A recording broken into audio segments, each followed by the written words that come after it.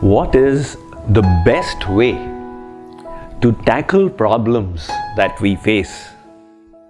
And what should we do when problems seem to besiege us from all sides? There was the service engineer of a huge manufacturing house in New York. At night, he received 2 emails from his clients. One was from Nevada, demanding that he reach there tomorrow by the next flight or they would cancel the contract. The second was from Jacksonville, Florida, asking him to reach there at the earliest to solve the problem in the machine that had been purchased. Pondering over what he should do, he went to sleep. Next morning, he received one text message from Bakersfield in California demanding that he reach there at the earliest possible.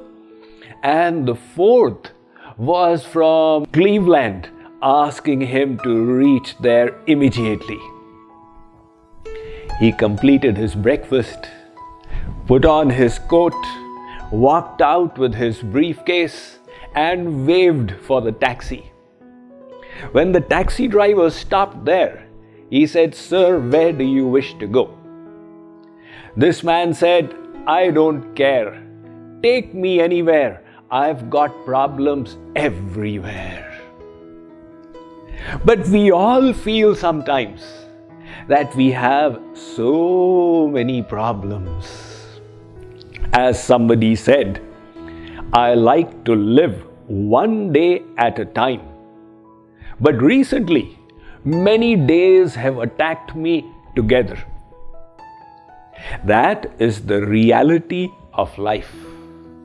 I once saw a cartoon.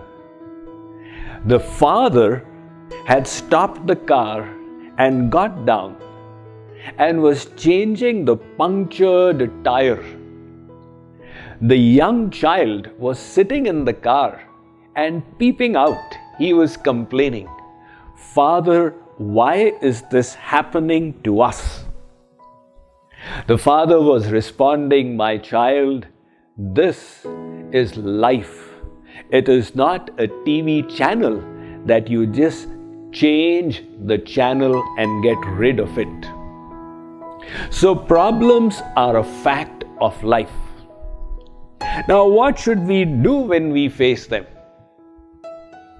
The first one, expect problems to happen. If you have a job, the only way you can justify the job is that you are solving the problems that are arising. So expect problems.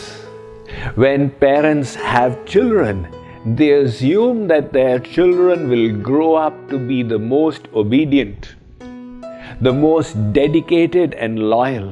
And when that doesn't happen, they become surprised. Why did you have false expectations? The second one, anticipate problems.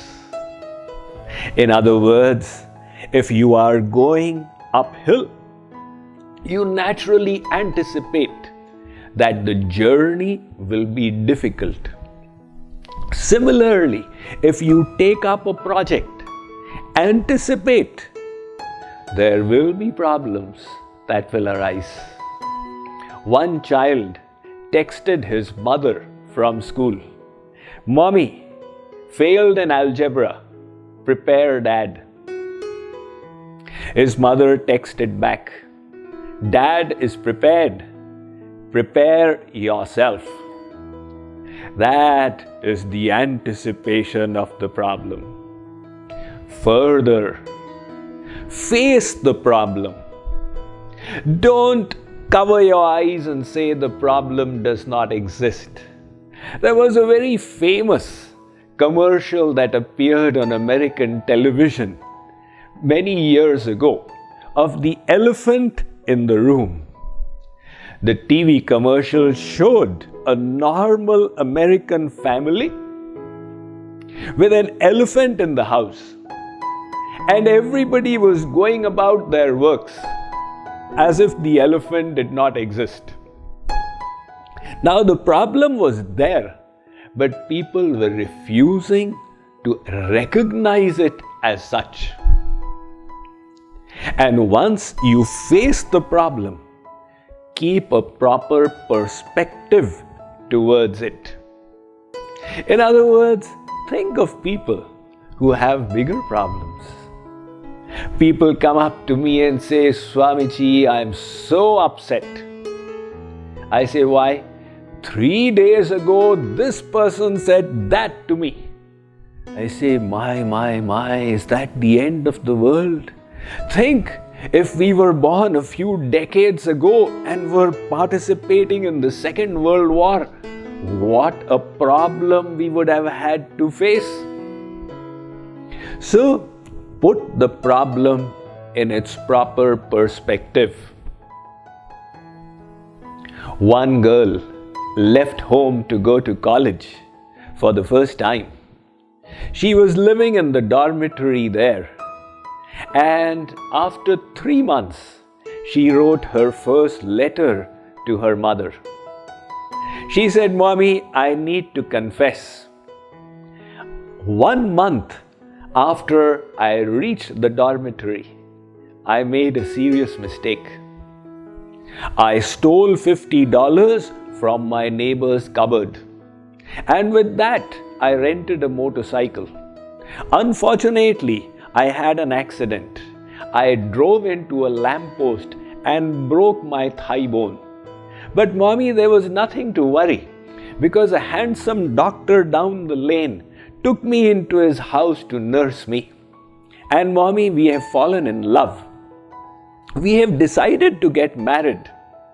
And I need to inform you that in the process of nursing me, my husband-to-be has lost his job. So after marriage, we both are going to come and stay with you and Dad. I am sure you will enjoy his company, even though he belongs to a different religious tradition. Now the mother reading this note, her hair started standing on end. Oh God, what has happened to my darling child? However, the daughter concluded the letter, Really, Mommy, none of this is true. The only thing that has happened is that I have got an F in calculus. I wanted you to see it in the proper perspective. So put the problem in its place. It is not the end of the world.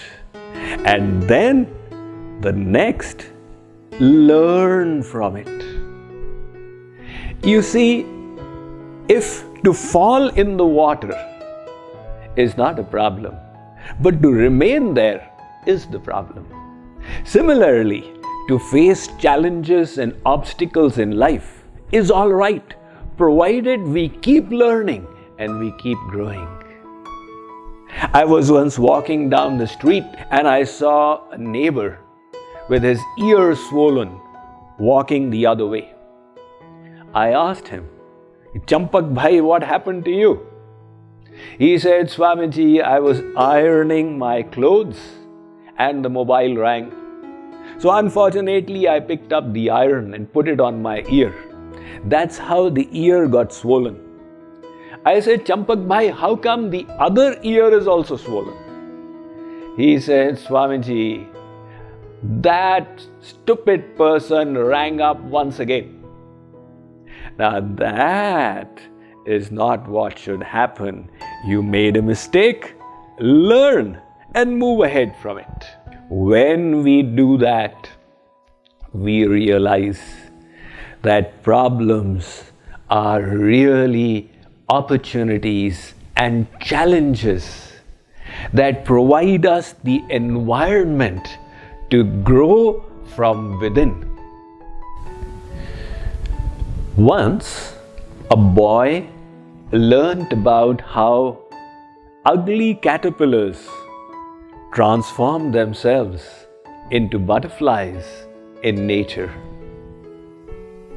A few days later, this boy was walking to school when in his garden he discovered on the rose bush a cocoon hanging. He was thrilled. He would soon see the miracle of nature unfolding before his eyes. So every day, while going to school and while returning, he would check out.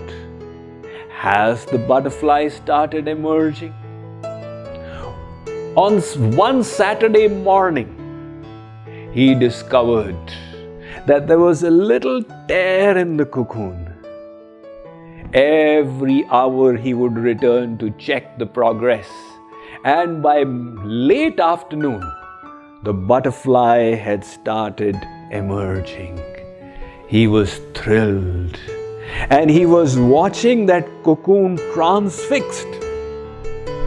Slowly, the butterfly was tearing apart the cocoon and coming out into the beautiful world.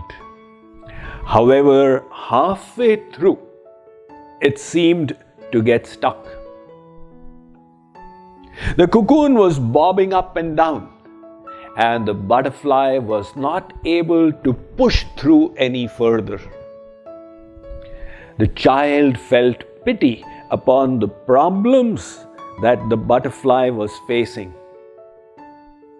He ran home, got a pair of scissors, and snipped the cocoon. All problems disappeared. The butterfly dropped to the ground. He thought it will soon fly away, but he found it was squirming around.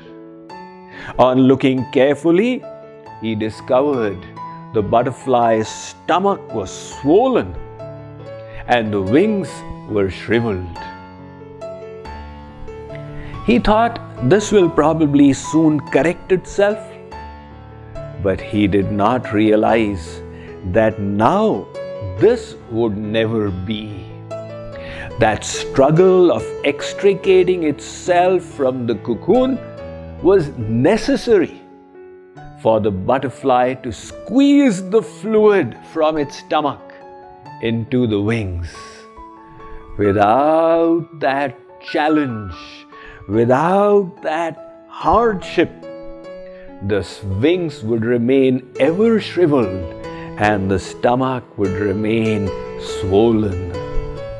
Similarly, the problems that are placed in our life are a way for us to fill our wings for the spiritual flight to sublime heights and divine realization. Unfortunately, like the child, we don't realize that these problems are opportunities for growth.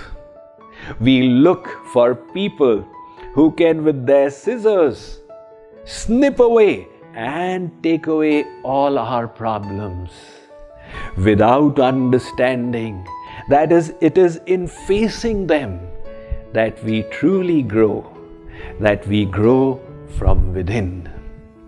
As somebody said, I prayed to God for courage.